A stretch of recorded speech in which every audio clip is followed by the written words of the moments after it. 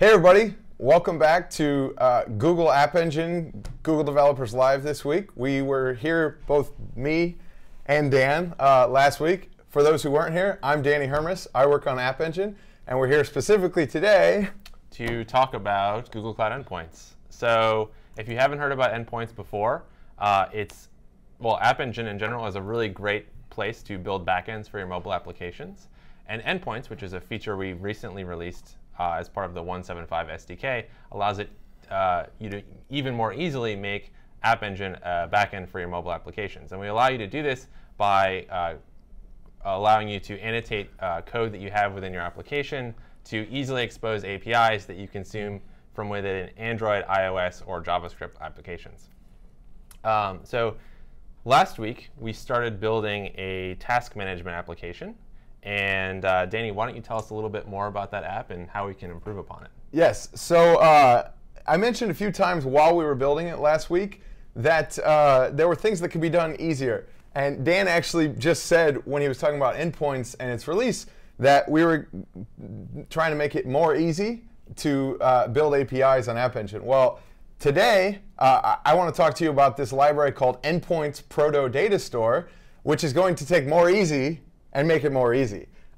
So I'm going to start off with the code that we had last week. I'm actually here on the downloads page where there's a zip of the library. I'm not gonna download it yet. But first, I'm going to start off and review the application, what it did, and then that way, when we go through to upgrade, it'll be a bit easier. So this is the exact same source as I left with last week, except I switched the order of these first two imports. Dan didn't stop me.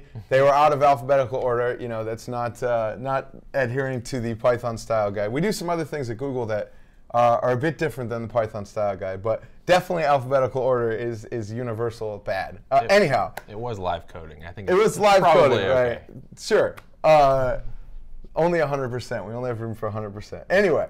So we have a few imports. So endpoints, obviously, is a dependency, and then NDB, because we were persisting data. And then we had some proto-RPC imports. For those who haven't watched the video yet or are curious, proto-RPC is a way for us to have native Python objects, which can actually be turned into protocol buffers, which is actually what endpoints uses from within App Engine to talk to the rest of Google's API infrastructure. And I definitely go on and on, lots of wind coming out of this wind bag, a bit more last week. So if you want to hear more about it, go watch the video. So I have imports for actually making message classes, a specialized module called message types, and then a module called remote, which we actually use to define the service object for the API. Then from there, we define some things to represent our data. So this first thing, task, that we see here is a proto-RPC message to represent tasks for our task list. And right next to it is the corresponding NDB model to hold the data persistently in the data store for our application. And then finally, since we wanted people to actually find out how many tasks they had, we defined a task list proto-RPC model, which had a single field, which was a repeated field for messages. So we could just send back all the tasks, for task messages. So we could send back all the tasks that we had inserted up to that point. Then from there, we actually created a task API, which is, as I mentioned, a subclass of remote.service. And this actually won't change from this sample to the sample which I'm going to write today. And we specify some API metadata.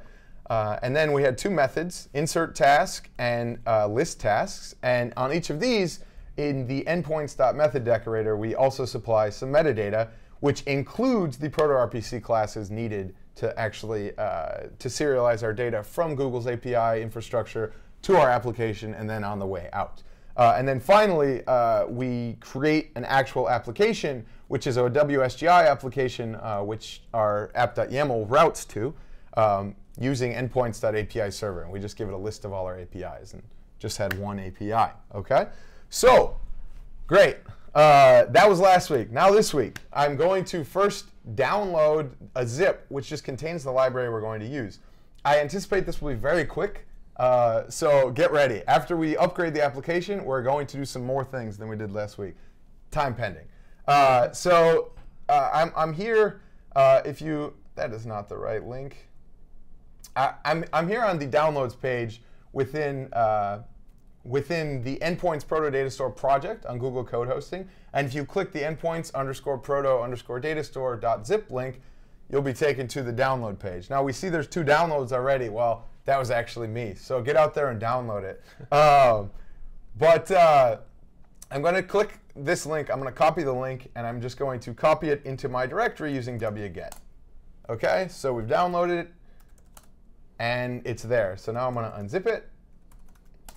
And I've extracted everything I need. OK, so now I can go ahead and get to work. So I'm going to open this main.py back up. Actually, before I do that, I just want to prove to everyone the app still works. Let's do that and maybe add one task. So I came here to my Google App Engine launcher, and then I'm going to go into Chrome for localhost 8080 /AH/API/Explorer. And I'm going to make calls from the Google APIs Explorer. Again, we talked about this last week, and we even had a custom version, vGDL, for our application. If people are interested in using the APIs Explorer, please add to our already 1,400 plus views on last week's video. So, OK, we have the API. We have the 2 methods we expect. And let's see, name, go to sleep. And the owner, Danny. Sweet. OK, it works. And I'll just double check the list also works. OK, great. So now I'm going to upgrade the application. So starting with our endpoints, or excuse me, our imports. Had a little Freudian slip there. There's a few that we can throw away. And this is what makes me happy. So we have here task and task model side by side. And we have to define them, even though it's the exact same thing, right? String field, string property. Required equals true is identical from one to the other, right? So we wanted to make something sort of magical. We actually were calling it magic mode amongst ourselves for a while. That would allow you to still be able to speak proto-RPCs, still be able to speak protocol buffers, but to also be able to persist your data, right? So that's where Endpoints ProtoDatastore comes in. So I actually get to throw away messages and message types. I don't need either of those. And I'm still going to keep endpoints because it helps me assign metadata to methods and the API. And I'm still going to keep NDB because in our library, we actually took advantage of the properties that already exist for NDB. Now I'm going to add another import. This library I just added, Endpoints ProtoDatastore.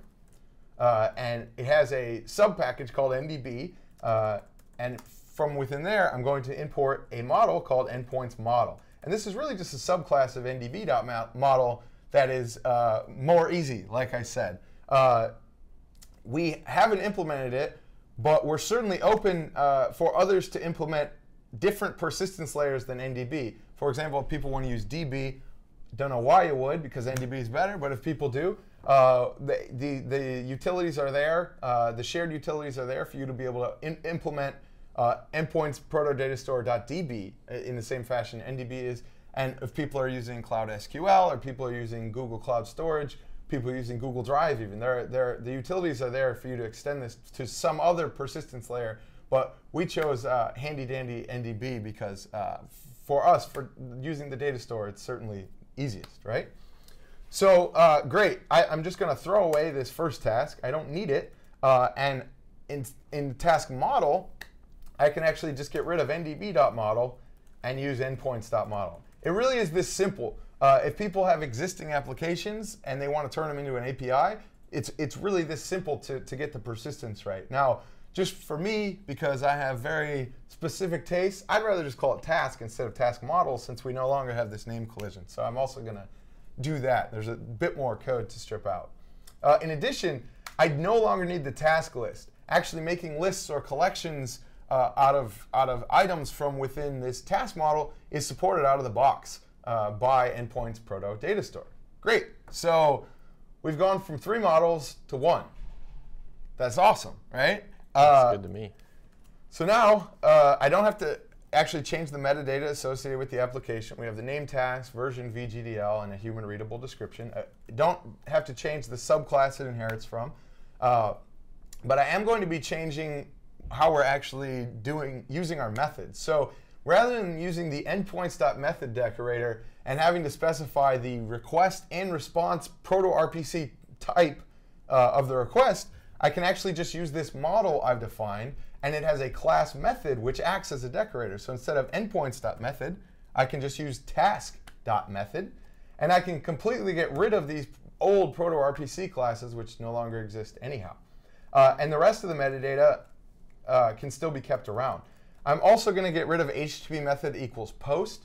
I mentioned last week that it was the default, and I didn't actually need it. It's the same here. It's the default, so I'm not going to throw it in for no reason. And the great thing about using task.method instead of endpoints.method is fewer lines of code. Fewer lines of code. So what we have here, I was previously taking the actual task proto-RPC object and first casting it into an NDB object before putting it into the data store. When you wrap your API method with task.method or whatever your endpoints model is .method, you actually get an entity of that model rather than some proto-RPC object that you have to convert and then convert back and forth, right? So instead of request, we actually have a task in our hands immediately. And so instead of converting it to something else, we can just say, hey, put that task in the data store. Tasks love to be in the data store.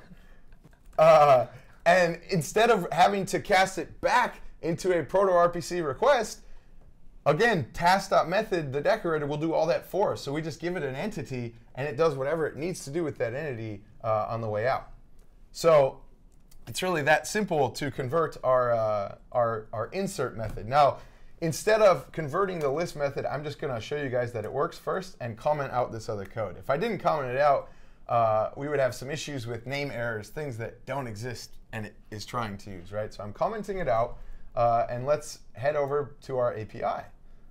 So I'm going to refresh this page. We should see list disappear. It did. Wonderful.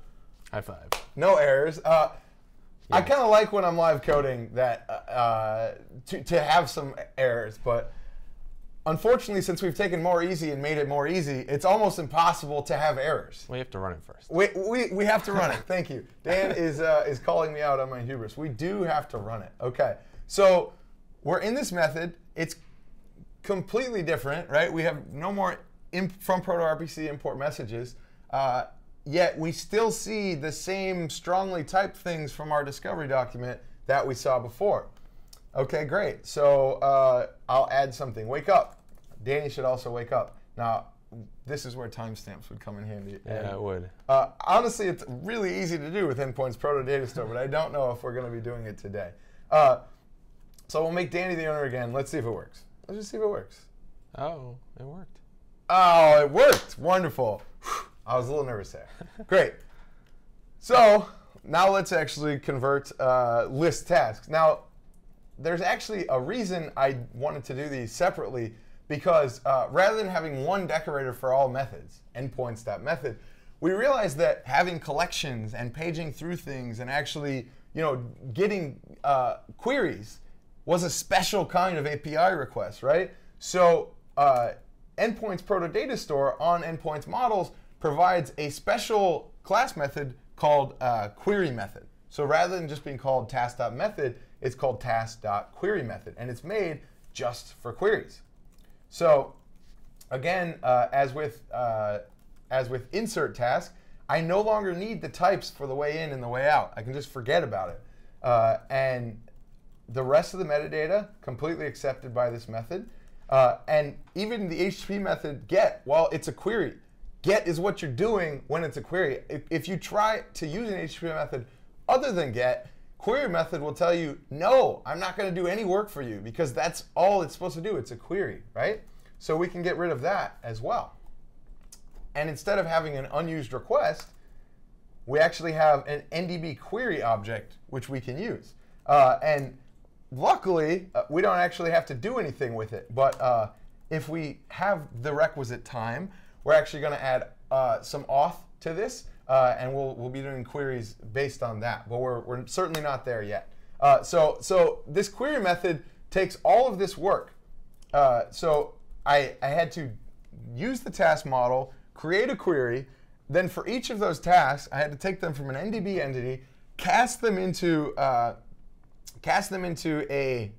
ProtoRPC entity, and then after that, I had to take this list of ProtoRPC entities and pack it into a task list ProtoRPC entity. Instead, just return query. And as Dan said so meekly last time, less code, fewer lines of code. Playing cold golf here. Great.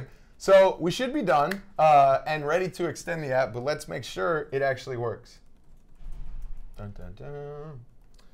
So we'll head back to the API page, and we'll refresh, see if we get both methods. All right. No errors. It loaded. First, I'll try out list, since we assume we didn't break insert. OK. Interesting. So I know. So this is somewhat.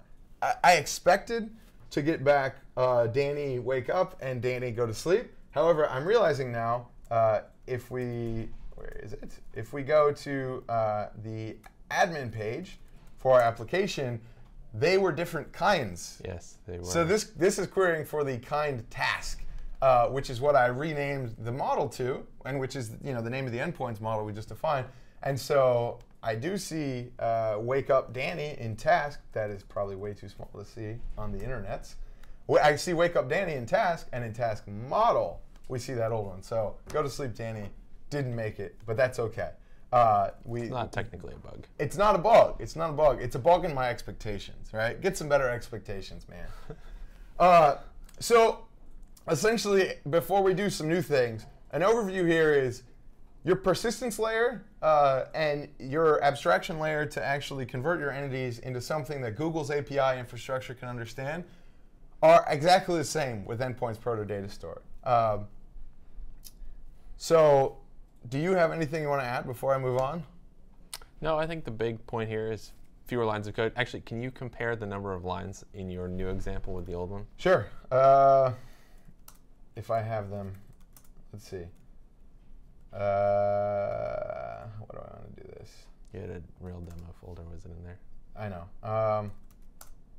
So 50 lines is what it is? Okay. That's what that means, right?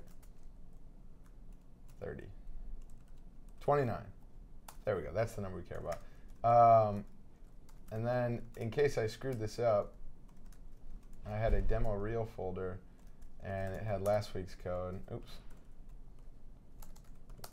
And that had 45 lines of code. So we've lost a third of our code, and if you take away the boilerplate, we're talking 50% or more of the code that we've actually cut away. Nice. And the big thing is we had 3 relatively simple models, and we condensed them into one. Well, you can imagine if you took that up and had some pretty complex models, how much code that would compress. It'd be a lot more than 3 lines gone for this and 3 lines gone for that, right? So before I move on and do auth, I want to show you some of the paging capabilities automatically enabled out of the box by query method. So the analogy here to actually specifying a ProtoRPC message definition for your request and your response is actually having the fields from your model that you want to use, right? So as we'll see in a bit when I add auth, we would sometimes want to have a field not sent from the API but satisfy it locally, right? And sometimes otherwise. So we actually, out of the box, have some helper fields for queries. We have a limit to the amount of results we want to get back. We have a page token if we want to pick up in the middle of a query. If you get the first 2, you want to get the next 2, you can actually use a page token from that. Let me see, what's sorting? We do have sorting. We're not going to use this out of the box, but essentially we could use a query field either of name or owner, and it would automatically sort by them. Actually, it's filtering. Sorting isn't right out of the box. But let's do the paging, which is what I wanted to do. So for our query fields, we're just going to specify a limit and a page token. I'm going to consult the documentation for Endpoints ProtoDatastore just to refresh my memory. So I don't have a link that's actually going to show up in the video, but if you go to endpoints-proto-datastore.appspot.com, we have 9 samples there that are decently annotated, and all of the source code actually lives with the source for the library itself. It's pretty snazzy looking. It's decently snazzy looking. Dan actually helped me with the CSS for this. Because I wasn't fishing for comments. No, I know. I'm not saying you were. He has the CSS kung fu, and I have none of it. And we were able to actually figure out how to highlight each of our code sections and do some other cool things with sections that actually aren't on different sides of the page. Okay, order. I see. You're right. You can do order. So if we were to provide like order equals name, it would order by name. But we're only really worried about the limit and page token part of query for now. Okay, great. Ordering by timestamp would be really useful, but totally. And we'll save that for another day. Okay. But it's certainly easy, and these samples even briefly delve into how you might do that. Okay, great. So before we can actually make use of limit and page token, we need more than one item. So I'm going to insert a couple. I will assign all of them to Dan. Let's see. Fewer lines of code. There we go. There's a task. What's something else you want to do? Drink some water. There we go. We'll have some tasks for our mystery GDL producer. Write more often. How about write unit tests? Who's that for? Write unit tests. The code janitor. Code janitor. All right, so we've got a fair amount of tasks. So this is good. So here's our list of tasks. They're in items, the same key that we had last week. This is by default what query methods use within Endpoints ProtoDatastore. It just so happened to be the same attribute name we used last week. I kind of did it on purpose. But this is a general term that we see in all of Google's querying APIs that's used to mean this. I need to reload this. There we go. So I don't know if people just saw what happened there, but when I reloaded my page, I held Shift, so it wouldn't actually get from the cache. So even though I had updated the API, we didn't see this limit and page token pieces up on this page because the API's Explorer caches the discovery document that it's using to actually build these elements in the DOM within this page, within this nice little application. So if you're having issues, you updated your API, you're not seeing it, try to clear the cache in your browser, or maybe just hold Shift down when you refresh. I believe this works in Firefox, Safari, and some other browsers as well. Chrome. I don't use them on a day-to-day basis, so I can't really tell you. Sorry. So the first thing I did, I specified 2 as our limit. So rather than getting back all 6 items, I believe it was 6, we see just 2 of them. So Danny Wake Up and Dan Holy Vote, fewer lines of code. In addition to items, we actually get a next page token value. And this next page token can be used to get the next 2 or the next 1. And so I can just throw that in as page token and execute a request.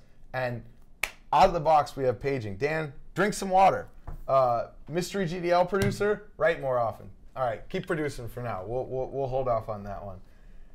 And it's really this easy to just get paging out of the box.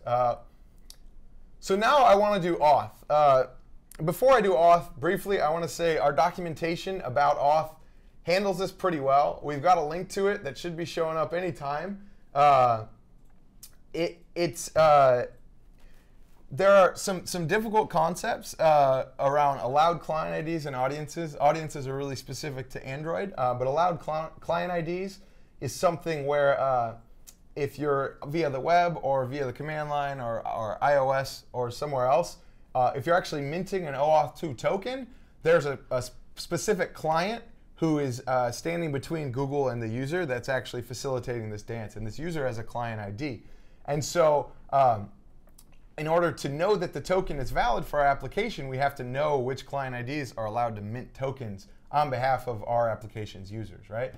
So luckily, what you read in this documentation, we won't actually have to apply since we're just using the APIs Explorer, because if you don't specify any whitelisted client IDs, which you can do in endpoints.api or endpoints.method decorators, or in this case, the endpoints model.method decorators, if you don't specify those values, by default, the client ID corresponding to the APIs Explorer will just work. So again, for my memory, I'm going to consult the basic with auth sample doc. I forget the keyword argument we use. User required. There we go. Such a simple keyword argument. So adding auth to these methods, not kidding you, it is as easy as adding user required to the metadata in the decorators. Has anyone ever tried OAuth before? I think that's probably the easiest implementation of an OAuth feature I've ever seen. So this doesn't implement client-side OAuth. I'm not trying to say I've done the whole thing. But server-side OAuth, done. User required equals true. That's all. So if I go back to my application, wherever it lives, and actually try to execute a request, it says, no, no, no, not happening. It gives me the 401 status code. And for those who aren't familiar, for those who haven't been banging their head against a table or a wall trying to figure out OAuth, 401 means you're not allowed, you're unauthorized to view this resource, okay? And as we see in the error message, we have an invalid token. So what we're going to do, we're actually just going to authorize a request using OAuth 2 in the APIs Explorer. Now, you can see our documentation more for how you do this in some other native environments, but we really just want to concentrate on the server-side stuff for now. So we need to actually input our scope here. So our scope, this is one I hope I remember, hps://www.googleapis.com/auth/userinfo.email. Now, since App Engine thinks of users in terms of emails, we actually need the email scope in order to actually take an OAuth token and turn it into an App Engine user, right? So this is actually crucial. You can use other scopes, but for the 1.7.5 release, maybe you want to say a bit more about this, the email scope is really the most relevant and sort of the only relevant one. Right. I mean, the key piece here is that the user email address is really critical to App Engine's concept of a user and the user object. So to make things as clear as possible, we suggest using the userinfo.email scope to authorize the user. Yes. And for those who were paying attention, maybe Mystery GDL producer took it off the screen. I had to sign in because I am in an incognito or in an empty Chrome profile. But I signed in as one of my aliases, Bossy Lobster. So I'm allowing access to the APIs Explorer. It's really just asking me to view my email address and know who I am on Google. So now I see this off switch turn to an on switch, and now my requests have auth. Okay, so I get back the same results I expected, but I have to be authenticated to do it. Okay, and you can see the token in there in the headers. Yes, of the request. We can see the token for this worthless account, and we can actually do things with it, right? The token will only get you the email, which is dhermes@bossylobster.com. So not quite the magic we're hoping it could be. Okay, great. So we're going to actually use users and have queries associated with the current user so that the user inserting something is also associated with it. So we can actually do this by setting, I'm cheating again, just a little bit. So instead of using owner as a string, we're going to make owner an NDB user property. Is that the name of the class? I think it is, right?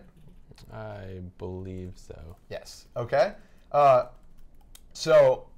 We will actually have owner as an NDB user property, and this is going to be really fun. And we're actually setting the owner based on the current user. So now Dan was mentioning using fewer fields or more fields. Just like we use query fields equals in the query method, we're going to use request fields equals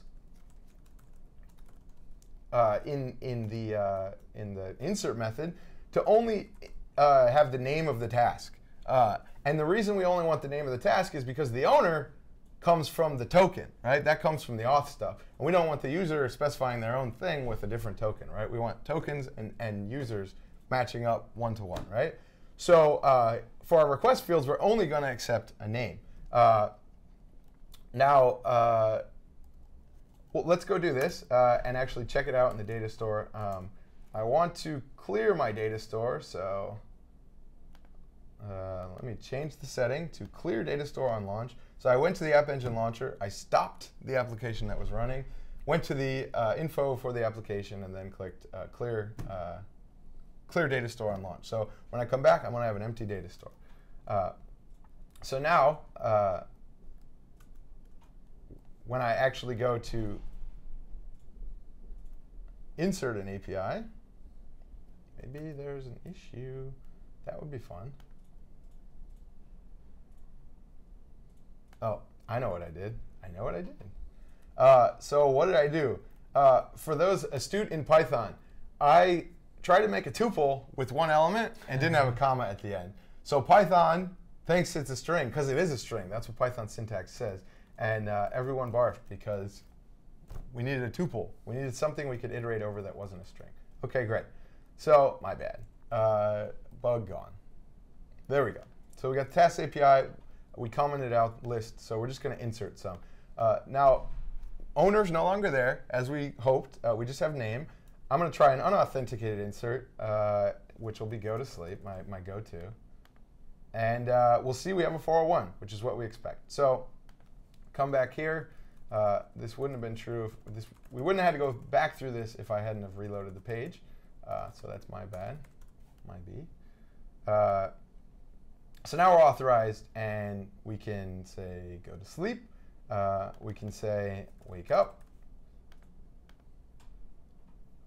We can say, what was it about code janitor? Write more unit tests. Oh, wow. Or write unit tests. Write unit tests. OK, great. So we've got these, and they're associated with me. So before we actually implement the user-based query, I just want to actually go to the data store. So we have the data store viewer in the admin console for the local app. And as we see, we have owner is an actual user property associated with the signed-in user, and I have these same names. And we see it's a user property rather than a string property, right? So great. Back to the code. So in the query, what we actually want to do, we simply need to filter based on the owner. So the way filters work in NDB, again, as I said last week, this is one of the, it's non-trivial NDB, but it's pretty simple. So to actually do this filter, I'm just going to say task.owner, which is the property I want to filter on. And I want to make sure that task.owner is equal to the signed-in user. And so let me make it a little smaller. No. And so what's actually happening is I'm taking that query and I'm filtering for tasks specifically owned by this particular user. So let me refresh this one last time, and I'm gonna have to sign in again. Sad face. Feature request. Actually, I think it's a security measure. So I don't think it's ever going to change. Okay, great. Okay, so now if I go to you didn't wait long enough. I didn't wait long enough? Yeah. So it happens in a pop-up, and apparently I left the page before the pop-up came back to the page. Don't be impatient, Dan. There we go. Great. So we have the items. I can limit. I can just have one. And I would Well, in theory, you could use incognito or other Chrome profiles or other browsers to sign in as a different user and go through the same OAuth flow with that user, so that way your queries would not just see all of the data. But I don't really want to expose more accounts, so I'm going to wrap it up with that. If you guys want to see this code, we will. Where will we put it? We will put it on the internet somewhere. Yeah, we could put it on GitHub, or we could put it on your example page. There we go. We'll put it on the downloads page for Endpoints ProtoDatastore, and that's code.google.com/p/endpoints-proto-datastore. And at that page, there's a bunch of tabs across the top, one of which says download. So it'll just be tasks API talk.zip or something like this. And we'll try to name the files and various other pieces such that that it's obvious what they are. So from that, now that we're wrapped up, want to go to the moderator questions. Yes. So I'm looking at the moderator, and it's empty because all of this is so easy and self-explanatory that no one has questions. It's more easy. Yeah, super easy. Cool. So do we have anything else we want to say? We just want to call it. I think we're good. Alrighty. Well, thanks everyone for coming to this week's App Engine GDL. I hope you enjoyed it, and we'll see you next time.